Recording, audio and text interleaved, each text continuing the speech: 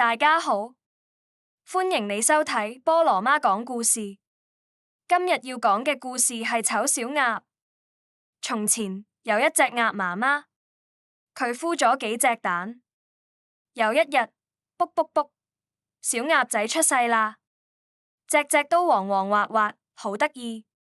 不過最後一隻蛋孵出嚟嘅時候，竟然係灰灰笨笨，樣子怪怪嘅。其他小鴨一見到佢，就話：哎呀，你咁醜樣㗎！你同我哋唔似嘅。連農場入面其他動物都笑佢，哈哈，睇下嗰隻醜鴨。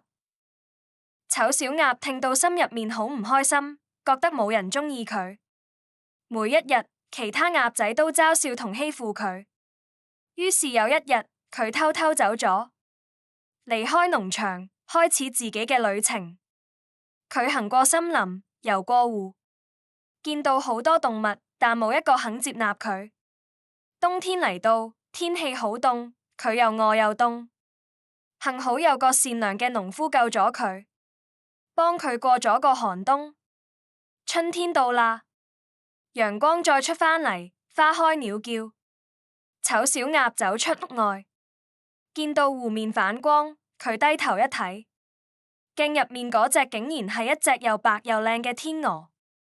佢唔敢相信自己，仲以為係發緊夢。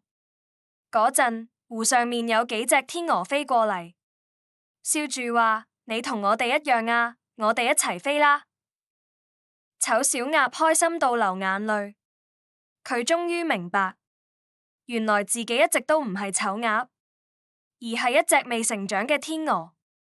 菠蘿媽喺呢個故事學識咗，唔好因為人哋笑你就懷疑自己。喺成長路上，你會面對唔同嘅困難同令你感到難過嘅事情，但係唔緊要，因為每個人都有自己嘅時間同步伐。最緊要相信自己嘅價值，繼續努力，你始終都會揾到屬於自己嘅地方發光發亮。記住啊，真正嘅美麗係由內而外嘅自信同善良。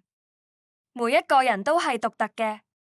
待人接物嘅時候，我哋應該多啲理解同包容，唔應該取笑別人。如果你鍾意呢個故事，或者你覺得呢個故事講得好好聽，不如俾個讚好同埋訂閱菠蘿媽講故事，鼓勵菠蘿媽繼續講多啲故仔啊！我哋下次再見啦！